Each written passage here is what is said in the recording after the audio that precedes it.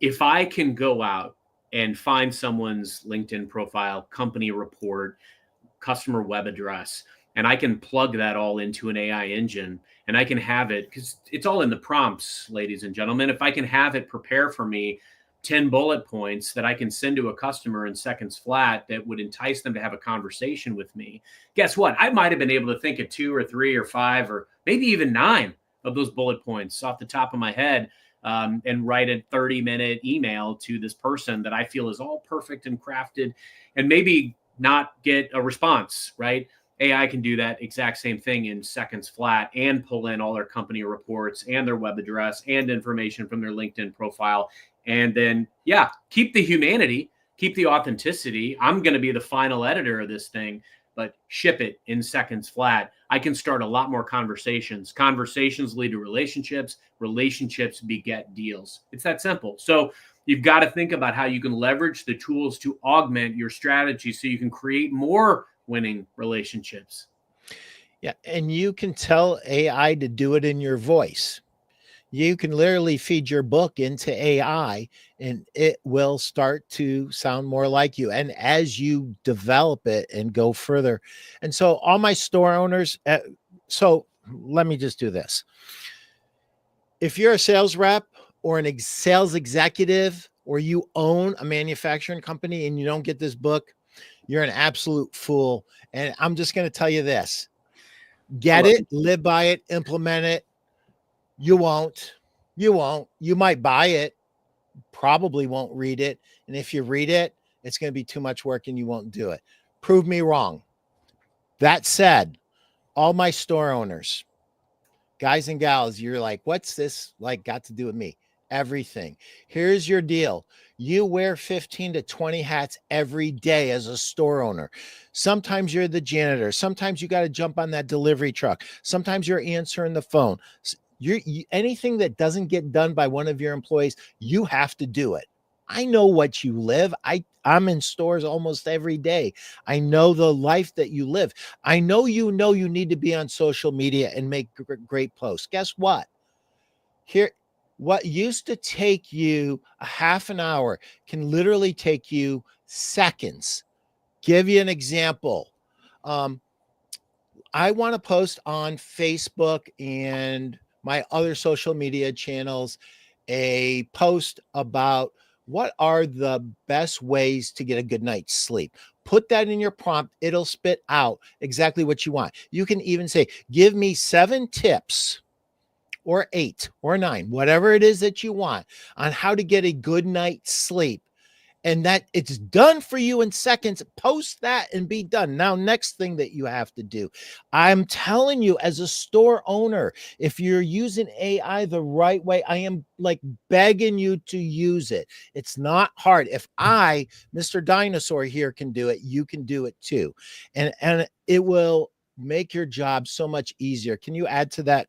I see you chomping at the bit there. I love it, Pete. I mean, you're spot on. You act like you're in your infancy, but it's far from the truth per usual. I think you're already running around, and that's all we can do, right? It's progress over perfect. Right now, I'm just tinkering too. I'm learning this stuff with everybody else, and where I think about it is, okay, how can I leverage AI or infuse AI into every step of my sales process? So when I'm prospecting, again, all in the prompts, I will ask it to write a brief, succinct, but very focused email to my prospect. And I'll list the name, I'll put in their web address, and I'll say, pull company reports.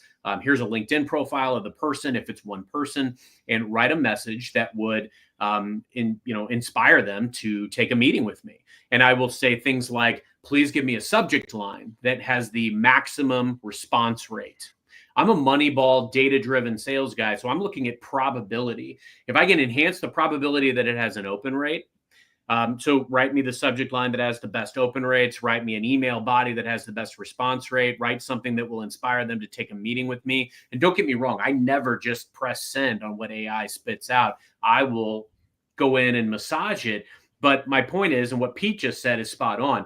Might have taken me 30 minutes before to do the research. Now I can do it in literally seconds because the AI is doing the research. I've jumped onto customer calls with executives not prepped a lick because I didn't have time. I was back to back to back. My team asked me to jump on to meet this executive. I'm typing into the AI engine. Here's the person's LinkedIn profile. Here's their web address.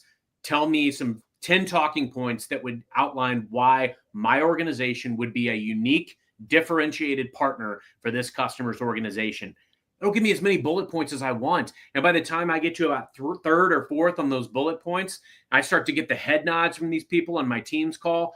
I know that I'm rocking and rolling. It makes me smarter than I deserve to be. And lastly, when I look at how I'm leveraging it for social posts, I can take a social post that I did a year ago or a transcript that I said on a show, and I can take my exact words and say, write a post, write a newsletter, write a whatever I want, an email in my voice, my style, my tone about this topic. And bam, there it is. Now, granted, we have to be very careful. We can't be reckless with the technology because, again, sales has been, and always shall be about relationships. You can't do anything that makes you show up to sacrifice the relationship or your authenticity. Because here's the thing. I've read the articles and the polls that say that, people would change their stance or their opinion, even on sales influencers or on a seller or a person, if they knew that their posts were manufactured by AI. I am never posting anything that was manufactured by AI, but I'm absolutely taking maybe something I said on a podcast a year ago and turning it into a LinkedIn post in my words. And those types of things can get a lot of hits and likes, but it means that I literally was on LinkedIn for seconds and wrote a post that gets thousands upon thousands of impressions. Apply it intelligently to areas where you wish you had more time, and then be smart about how you're leveraging the time that you're freeing up by doing that. So I didn't know this until I read Anthony and Jeb's book on AI. Yeah. And I found out, like, within the first 6 chapters, I think, that AI will lie to you. It can. And there was a lawyer that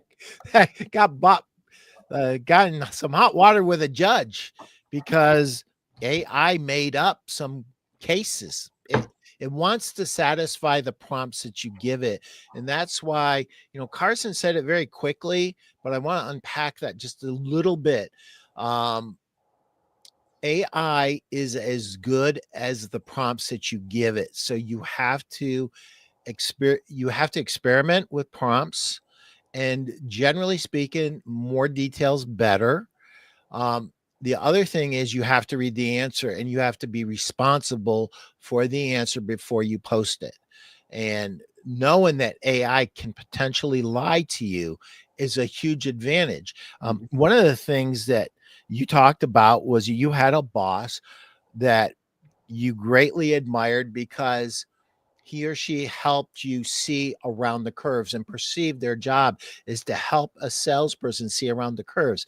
And us in all our leadership positions, whether we're a store manager or whether we're at an executive level B2B, our job is to help our salespeople see around the curves. And your job as a store owner is to help your new sales pro who's working the retail floor to see around the curves. The customer often gives us misleading information or contrary information, and you have to kind of help coach them through that. So I appreciate Anthony and Jeb helping me see around that curve before I got myself into trouble.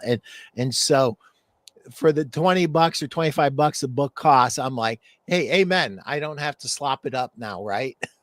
Those guys are geniuses, and hats off to both of them. Love them both. Pete, I think you hit on something super important. The AI is going to be as good as what it's fed, and frankly, the data that it's going to feed, pull from. And you've got to trust but verify, as Ronald Reagan used to say. So I think the key element here is the AI can make you better, but like anything in sales, there's no silver bullet.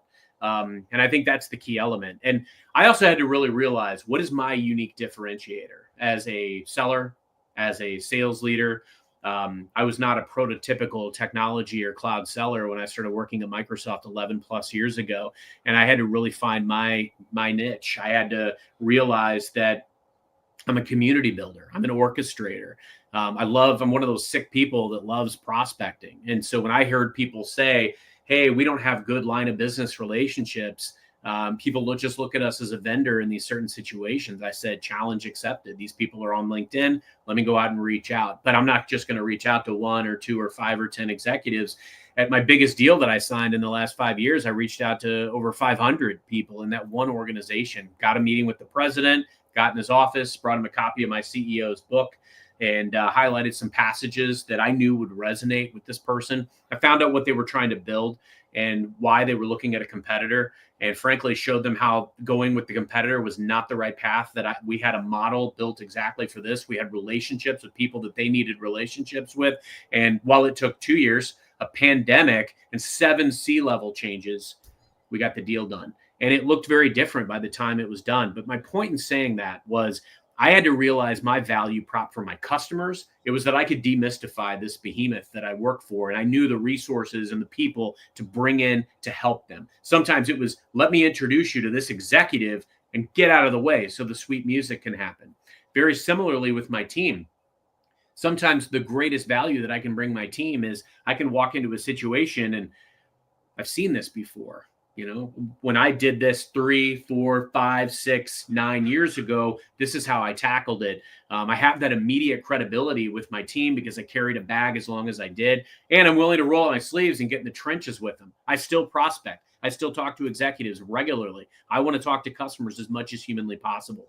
We've got to do those things as sales leaders. Sales leaders set the tone for a sales culture or lack thereof. And if you don't have a sales culture in your organization, you've got to have the tone set at the top. You've got to make sure that you are embracing and you understand the tech and the tools and the talent that is going to make you successful for the long haul. Wow.